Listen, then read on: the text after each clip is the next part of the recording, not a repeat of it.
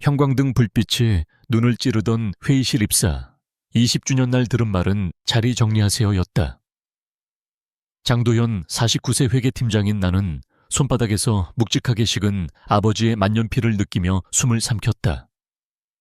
가족과 회사 모두가 등을 돌린 그날 여러분이라면 어떤 선택을 하시겠습니까? 오늘부로 당신의 자리는 구조조정 대상입니다. 인사팀장의 목소리는 차갑지도 따뜻하지도 않았다. 그저 읽기만 하는 뉴스 앵커처럼 기계적인 억양이었다. 순간 손끝에 힘이 들어가며 아버지가 남기고 간 오래된 만년필이 내 손바닥 안에서 작게 떨렸다. 차가운 금속의 감촉이 손가락 뼈마디로 전해지면서 내 심장 박동과 시계 초침 소리가 엇갈리듯 귓속을 때렸다. 14층 창문조차 없는 회의실. 벽 한쪽의 시계가 유난히 큰 소리로 초침을 옮길 때마다 내 숨이 더 짧아졌다. 커피잔에서 식은 원두 향이 희미하게 퍼졌고 공기는 오래된 서류 냄새와 섞여 답답했다. 이곳은 늘 차가웠지만 오늘은 유난히 폐부까지 얼어붙는 듯했다. 인사팀장은 단정한 표정으로 서류를 앞으로 밀었다. 서류 끝에는 내 서명이 필요한 칸이 붉은 볼펜으로 표시돼 있었다. 그 옆에서 법무팀 변호사가 팔짱을 낀 채 나를 살폈다. 눈빛에 감정은 없었다. 오래전 함께 야근하며 농담을 주고받던 동료가 맞는지조차 의심스러웠다. 회사의 방향성이 바뀌었습니다. 개인의 성과와는 무관합니다. 다만 행정직으로 전환하실 수 있는 기회를 드리려 합니다. 인사팀장의 말이 공기를 가르듯 흘렀다. 나는 입술을 달싹였지만 목구멍이 막혀 아무 소리도 나오지 않았다. 20년 동안 내가 지켜온 자리였다. 수많은 새벽 출근, 수많은 보고서와 자료 더미, 휴가를 반납하며 지켜낸 계약들. 그 모든 것들이 지금 한 장짜리 서류와 함께 끝나버린다. 마치 사람의 무게가 문장 하나로 평가된 듯 허탈감이 몸을 무겁게 짓눌렀다. 눈앞이 흐려졌지만 나는 고개를 들지 않았다. 대신 시선을 손바닥으로 돌렸다. 아버지가 남기고 간 만년필이 손 안에서 묵직하게 눌렸다. 금빛 장식은 오래되어 바랬지만 이 펜은 나에게 늘 버팀목 같았다. 처음 회사에 입사하던 날 아버지가 건네며 말했었다. 서명할 땐 항상 내 이름의 가치를 기억해라. 그 말이 머릿속을 스쳤다. 그리고 지금 이 서류 위에 내 이름을 적어야 한다는 사실이 비수처럼 가슴을 찔렀다. 나는 결국 펜을 들었다. 종이 위에 내 이름이 적히는 순간 사각거리는 소리가 유난히 크게 들렸다. 내 숨소리마저 잦아들었고 그 사이 벽시계 초침이 딸깍딸깍 소리를 더 크게 내며 움직였다. 서명 후 법무팀 변호사가 무표정한 얼굴로 서류를 챙겼다. 그는 나를 한번 힐끗 보았으나 곧 시선을 피했다. 인사팀장은 건조하게 말했다.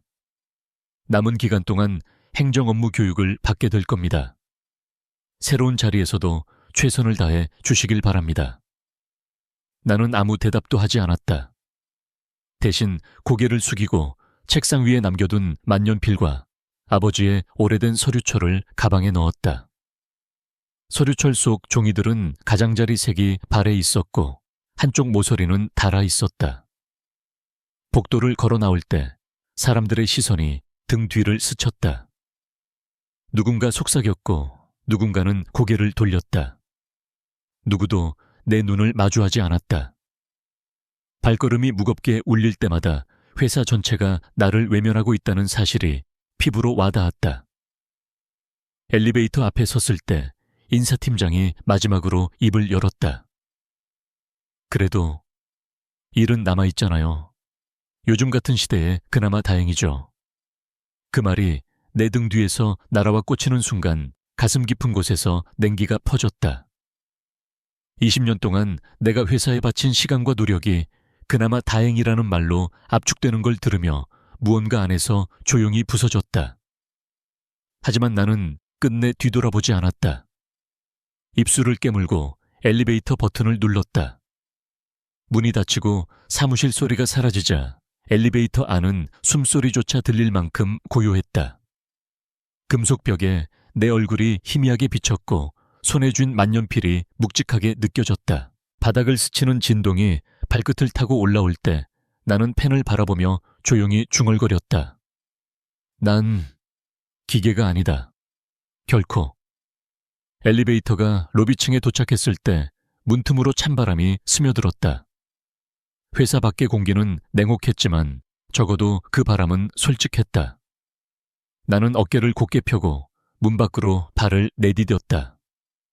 아직은 아무것도 결정하지 않았지만 내 안 어딘가에서 무언가 깨어나는 소리가 들렸다. 사무보조 자리로 첫 출근한 날 사무실 공기가 이상하게 무거웠다.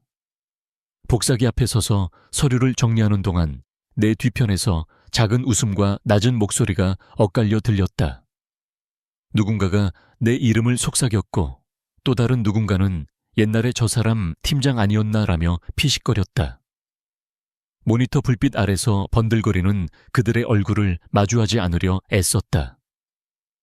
열쇠처럼 손에 쥔 USB를 주머니 안에서 꼭 쥐며 숨을 고르고 나는 묵묵히 스캔 버튼을 눌렀다. 기계음이 서서히 사무실을 메우는 동안 그 소리만이 유일한 방패처럼 느껴졌다. 점심시간에도 상황은 다르지 않았다. 자판기 커피를 들고 복도로 나왔을 때 몇몇 젊은 직원들이 내 쪽을 흘끗 보더니 발길을 돌렸다. 그들의 발걸음 소리가 멀어질 때마다 내 안쪽에서 작게 무언가 부서지는 듯한 느낌이 들었다. 하지만 얼굴은 무표정하게 유지했다. 나는 조용히 필요한 것만 챙기고 나갈 생각이었다.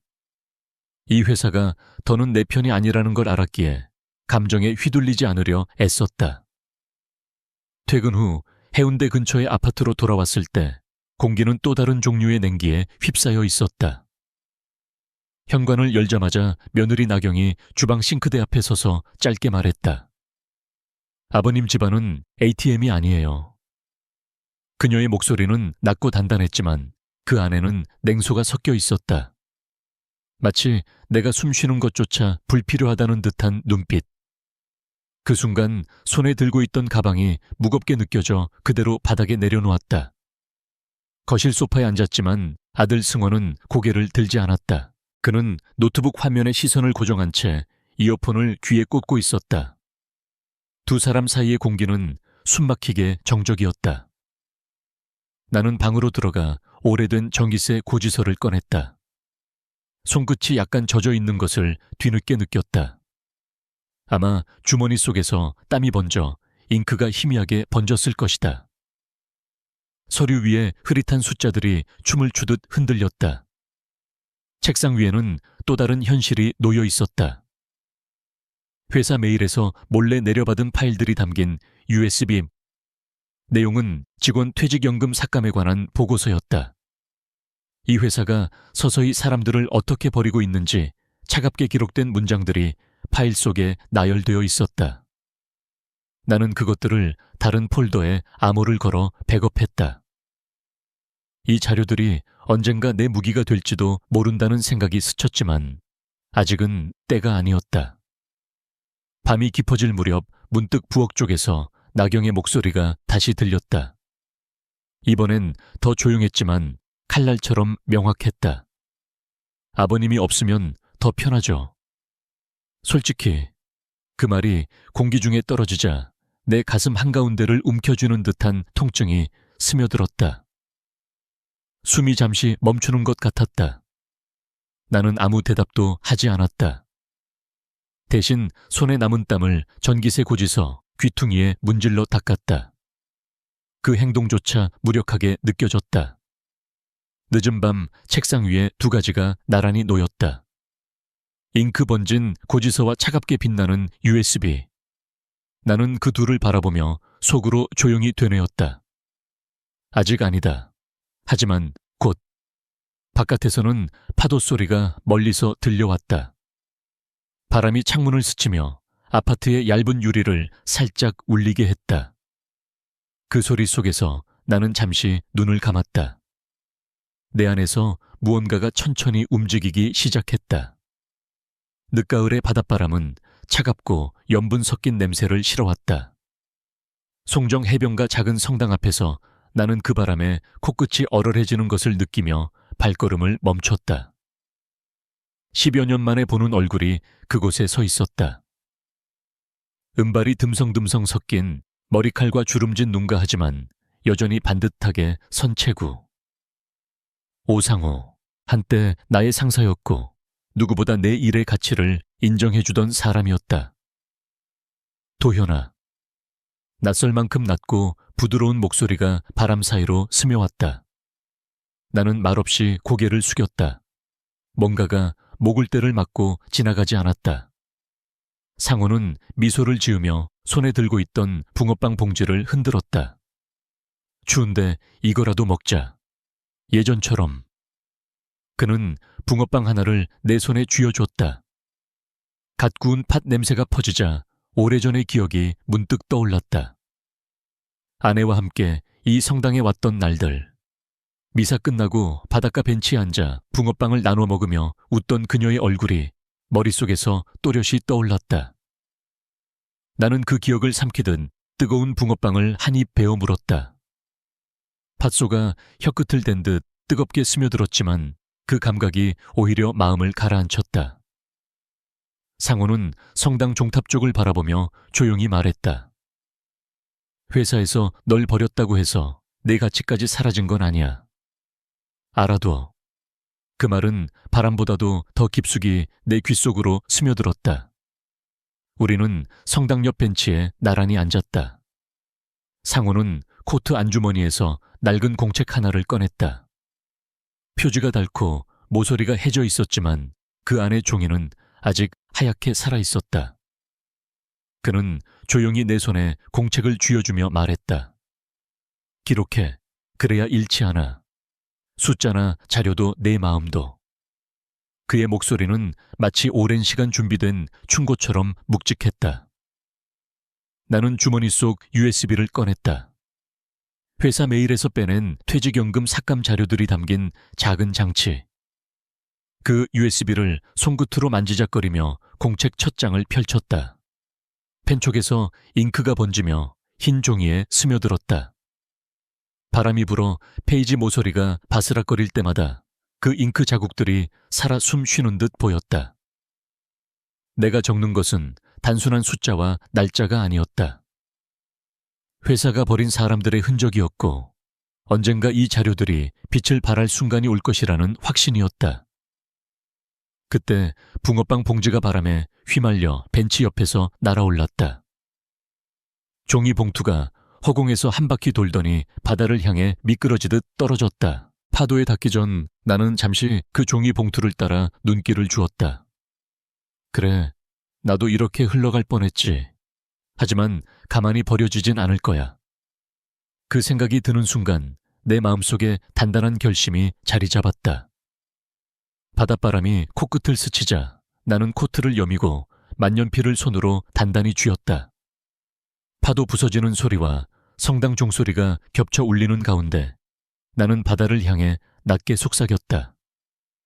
곧 끝낼 거야. 멀리서 갈매기 울음소리가 들려왔다. 바람은 여전히 차가웠지만 그 속에서 내 심장은 묘하게 뜨겁게 뛰고 있었다. 남포동의 오래된 카페 문을 열자 묵은 원두와 살짝 탄 커피 냄새가 코를 스쳤다. 여름의 열기가 바깥 공기에 눌어붙은 채 카페 안쪽으로는 낡은 에어컨이 시원하지 않은 바람을 내뿜고 있었다. 한쪽 창가 자리에 앉아있는 남자의 얼굴이 눈에 들어왔다. 고객사의 임원내가 지난 10여 년 동안 신뢰를 쌓아온 인물이었다. 그는 차분히 손을 들어 내게 자리를 권했다. 도현 씨, 우리 회사는 더 이상 그쪽 회사의 시스템을 믿을 수 없습니다. 그는 컵을 돌리며 낮게 말했다. 그 말투에는 오래 참고 고민한 흔적이 묻어 있었다. 우리는 이해받길 원하지 지시받길 원하지 않아요. 그래서 제안을 하나 드리려 합니다.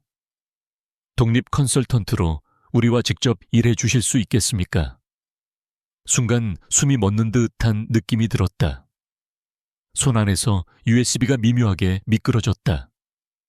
이 작은 장치 안에는 회사의 퇴직연금 삭감 문서와 시스템 오류 보고서가 가득 들어 있었다. 지난 몇 달간 야간에 몰래 확인하고 정리했던 자료들. 그 자료들이 머릿속에서 불길처럼 엮이더니 한 가지 결론으로 이어졌다. 이 회사는 곧 무너질 수도 있다. 나는 주머니 속 만년필을 꺼내 손가락으로 굴렸다. 아버지가 남긴 이 펜은 지금까지도 내 서류에만 서명을 새기던 유일한 도구였다. 하지만 그 무게조차 오늘따라 낯설게 느껴졌다. 펜촉이 손끝에서 덜컥거릴 때마다 내 마음이 흔들렸다. 임원의 시선이 내 얼굴을 스쳤다. 결정을 서두를 필요는 없습니다만 저희 쪽도 시간이 많진 않습니다. 8주 안에 우리 시스템을 안정화해야 하거든요. 도연 씨가 아니면 우리 쪽도 큰 손실을 피할 수 없을 겁니다. 그의 목소리는 차분했지만 그 안에는 절박함이 묻어났다. 나는 무의식 중에 USB를 쥔 손과 만년필을 쥔 손을 번갈아 보았다. 그리고 가볍게 손이 떨리는 것을 느낀 순간 펜이 손끝에서 미끄러져 바닥으로 떨어졌다. 딱딱한 타일 바닥 위로 펜이 부딪히며 뚜껑이 깨져 나갔다. 순간 주변 소음이 멎은 듯 조용해졌고 나 자신이 부서진 것 같은 기분이 스며들었다. 나는 조심스레 펜을 집어들고 깨진 뚜껑을 살폈다. 금속 장식이 찌그러져 빛을 잃은 채였다. 손바닥 위에 놓인 펜을 바라보며 낮게 중얼거렸다. 나도 이제 부서졌나 창밖으로 시선이 향했다. 두꺼운 여름비가 갑작스레 쏟아지기 시작해 유리창을 타고 빗방울이 길게 흘러내렸다. 빗물 너머로 희미하게 번지는 간판 불빛이 마치 다른 세상처럼 보였다. 그 흐릿한 경계 너머에서 나는 무언가를 놓아야겠다는 생각이 들었다. 회사에 대한 마지막 미련 가족에게조차 설명할 수 없던 고집. 이제는 다른 길을 열어야 한다는 결심이 서서히 몸속을 채웠다. 빗소리가 커지자 카페 안 공기는 더 눅눅해졌다. 나는 깨진 만년필을 코트 안주머니에 넣고 USB를 손에 쥔 채 숨을 길게 들이켰다. 이제 판을 바꿀 때다. 이 결심이 마음속에서 무겁게 자리 잡자 바깥의 소란스러운 세상과 카페 안의 침묵이 동시에 가볍게 들렸다. 대회의실 문을 열자 차갑게 깔린 형광등 불빛이 눈을 찔렀다. 회의 테이블 가장자리에 고객사 대표가 앉아 있었고 그의 맞은편에는 CEO와 한규석이 굳은 표정으로 나를 노려보고 있었다. 공기는 묘하게 정지된 듯 무거웠고 히터가 켜져 있음에도 숨결마다 서늘함이 느껴졌다. 바닥에서 울리는 구두 굽소리조차 금속처럼 냉랭하게 들렸다.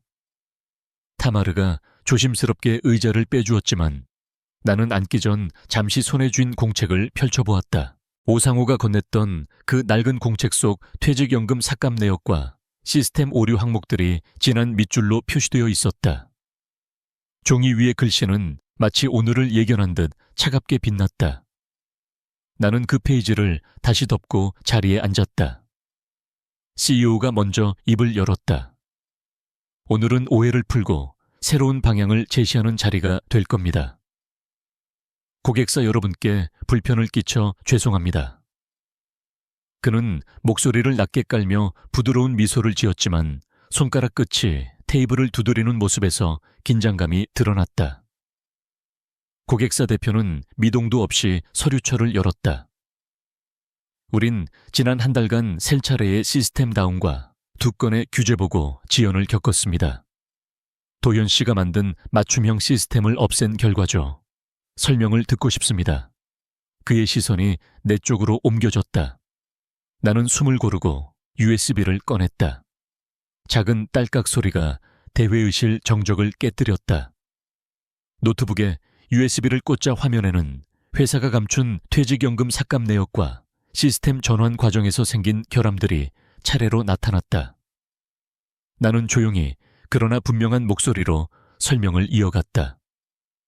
연금 삭감과 동시에 핵심 유지 보수 인력이 해고됐습니다. 시스템 전환을 주도한 인력이 경험이 부족해 필수 프로토콜이 누락됐습니다. 결과적으로 고객사의 맞춤 시스템이 파괴된 겁니다. 내 말이 끝나자 회의실 공기가 한층 더 가라앉았다. 고객사 대표는 잠시 나를 바라보다가 CEO를 향해 시선을 돌렸다. 이런 상태로는 우리도 계약을 유지할 수 없습니다. 40% 축소된 새로운 조건을 준비했습니다. 그는 봉투를 테이블 위에 내려놓았다. 그 소리가 형광등 아래서 더 크게 울렸다. 순간 한규석의 손이 미묘하게 떨렸다. 그는 억지로 미소를 지으며 잠시만 이런 건 협의가 필요합니다라고 말했지만 그의 목소리 끝은 갈라져 있었다. CEO의 얼굴이 점점 굳어졌다. 그는 내 쪽으로 몸을 기울이며 낮게 물었다. 당신 대가로 뭘 원하지? 이 자료들. 그냥 정의감 때문만은 아닐 테지. 나는 잠시 침묵하며 공책을 천천히 덮었다. 낡은 종이가 바스락거리는 소리가 유난히 크게 들렸다. 그 소리와 함께 회의실 안의 시선들이 모두 내 손끝으로 쏠렸다. 나는 조용히 시선을 들어 CEO를 똑바로 바라보며 말했다. 곧 알게 되실 겁니다. 고객사 대표가 봉투를 밀어두고 자리에서 일어났다. 형광등 빛이 테이블 위내 만년필을 스치며 희미하게 반짝였다. 그 작은 빛이 내 안에서 묘한 고요함을 만들었다. 회의실 문이 닫히자 남겨진 침묵 속에서 형광등 소리만이 미세하게 웅궁거렸다. 오늘 균열은 확실히 시작됐다. CEO의 사무실 문이 닫히는 순간 두꺼운 방음제 너머로 외부의 소음이 완전히 사라졌다. 밤의 부산 항구 불빛이 유리창 너머로 희미하게 반짝이며 검은 바다 위에 작은 금빛 점들을 흩뿌려 놓은 듯 했다. 방 안의 공기는 지나치게 조용했고 가죽 소파 냄새와 은은한 홍차 향만이 긴장된 공간을 메우고 있었다. CEO는 넥타이를 살짝 풀며 찻잔을 책상 위에 내려놓았다. 김이 천천히 올라오다 사라지길 반복했다. 도연 씨 회사는 아직 당신을 필요로 합니다. 그의 목소리는 낮고 부드러웠지만 그 속에 절박함과 계산이 섞여 있었다. 연봉을 2배로 올리겠습니다.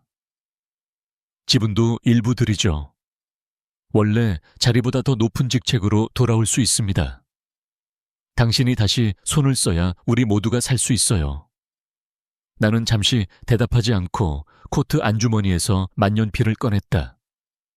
깨진 뚜껑이 덜컥거리는 소리가 정적 속에서 또렷하게 울렸다. 금속의 차가운 감촉이 손끝을 타고 전해질 때마다 마음속 저울이 흔들렸다. 돈과 권력, 그리고 복직이라는 미끼. 하지만 그 무게는 생각보다 가볍게 느껴졌다. 유리창에 비친 내 얼굴이 흐릿하게 겹쳐졌다. 피곤한 눈밑 그림자, 그리고 손에 들린 부서진 펜. 그 순간 오래전 아내의 목소리가 머릿속에 맴돌았다. 도연 씨, 당신이 잃지 말아야 할 건 자리나 돈이 아니라 스스로의 평안이에요. 그 말이 떠오르자 손끝이 조금씩 힘을 잃었다. 내 삶에서 무엇을 되찾아야 하는지 더 이상 복잡하지 않았다.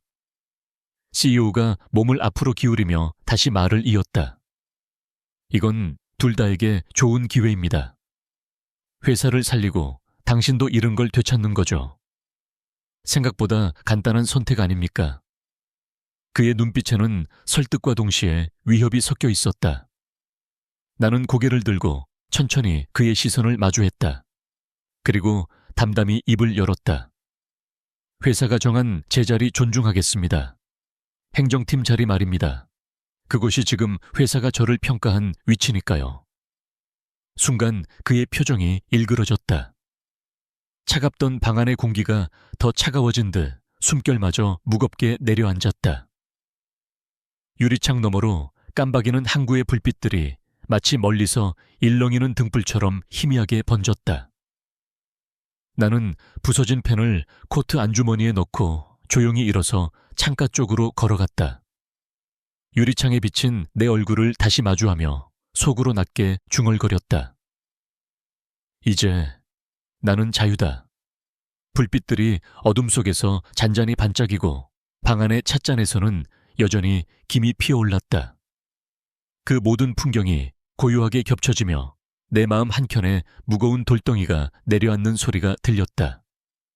오상우가 집문을 두드린 것은 이른 봄의 저녁이었다. 창문을 스치는 바람에는 아직 찬 기운이 남아 있었지만 그날만큼은 묘하게 부드럽게 느껴졌다. 상우는 낡은 공구 상자를 들고 서 있었다. 만년필 좀 보자. 그는 별다른 인사도 없이 부엌 테이블로 들어와 의자에 앉았다. 부서진 펜을 조심스레 집어들고 손끝으로 금이 간 뚜껑을 살폈다. 그의 손길은 느리지만 정확했다. 작은 드라이버와 솔로 금속 조각을 맞추며 그는 낮게 말했다. 깨진 것들도 다시 이어붙이면 쓸 수 있지. 사람도 물건도. 그 말이 공기 중에 울리며 오래 묵은 울림처럼 내 가슴에 닿았다. 부엌 창문 너머로 송정의 작은 성당 종소리가 바람에 실려 들려왔다. 며칠 전 상호와 그 성당 벤치에 앉아 퇴직자 지원 기금 이야기를 나눴던 기억이 스쳤다. 그 자리에서 그는 사람들이 버린 것들을 모아 다시 삶으로 이어주자라고 했다. 그 제안은 내게 낯설었지만 왠지 모르게 마음을 덮는 따뜻함이 있었다. 저녁이 되자 오랜만에 네 사람이 한 식탁에 둘러 앉았다. 부엌 안은 된장찌개의 구수한 냄새와 갓 지은 밥 냄새로 가득 찼다. 숟가락 부딪히는 소리와 함께 그동안 말 한마디 섞지 않던 나경과 승원의 긴장된 대화가 조금씩 풀렸다. 나경은 고개를 숙인 채 조심스레 밥을 덜었고 승원은 잠시 내 눈을 바라보다가 조용히 입을 열었다. 아버지, 기금 얘기 들었어요. 저 첫 기부자로 참여할게요.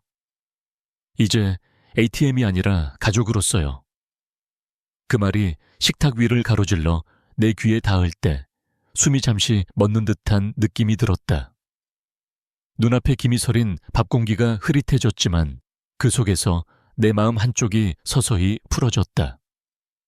식사가 끝나고 나경이 조용히 내 옆에 앉았다. 손끝이 살짝 떨리던 그녀는 처음으로 내게 속삭였다.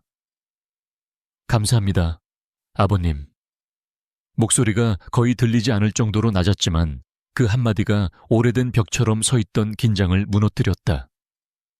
잠시 후 상우가 수리를 마친 만년필을 내 손에 건넸다. 뚜껑의 금이 아물듯 이어져 있었고 펜심은 부드럽게 움직였다. 나는 펜을 조심스레 열어 종기에 시험 삼아 선을 그었다. 잉크가 매끄럽게 흘러나오자 그동안 느껴본 적 없는 이상한 평안이 마음속에 퍼졌다. 펜을 다시 닫으며 창문 밖을 바라봤다. 어둑한 하늘 아래서 송정 성당의 종소리가 또 한 번 울려 퍼졌다. 그 소리가 잔잔히 귀에 머물며 내 안의 오래된 갈등들이 마치 그 소리와 함께 씻겨 나가는 듯 했다. 그리고 나는 조용히 숨을 내쉬었다. 오늘 무언가가 다시 이어붙여진 기분이었다. 가을 햇살이 유리 벽을 타고 들어와 새로 지은 커뮤니티 센터의 도서실을 따뜻하게 감쌌다. 부산 기장군의 한적한 바닷가 마을 그곳에서 열린 퇴직자 지원 기금의 도서실 개관식은 소박하지만 진심으로 가득 찬 자리였다. 유리 진열장 한쪽에는 오래된 만년필이 조심스럽게 놓여 있었다. 금이 갔던 뚜껑은 깔끔히 이어졌고 펜촉은 빛을 받아 은은하게 반짝였다. 진열장에 반사된 햇살이 눈을 스칠 때 나는 순간 아내의 웃음소리가 귓가를 스쳐 지나가는 듯한 착각을 느꼈다. 그 착각이 마음을 부드럽게 흔들었고 숨이 깊게 고였다. 사람들이 조용히 모여들었다. 상호는 도서실 한쪽에서 웃으며 동료 퇴직자들과 담소를 나누고 있었고 타마르는 아이들에게 새 책을 정리해주고 있었다. 아이들의 웃음소리가 공간을 채우며 이곳이 단순한 도서실 이상의 의미를 갖게 만들었다. 나는 마이크 앞에 서서 잔잔하게 목소리를 냈다. 오늘 새로운 일을 시작합니다. 앞으로는 이곳에서 그리고 새로운 컨설턴트 역할로 더 많은 사람과 가치를 나눌 겁니다.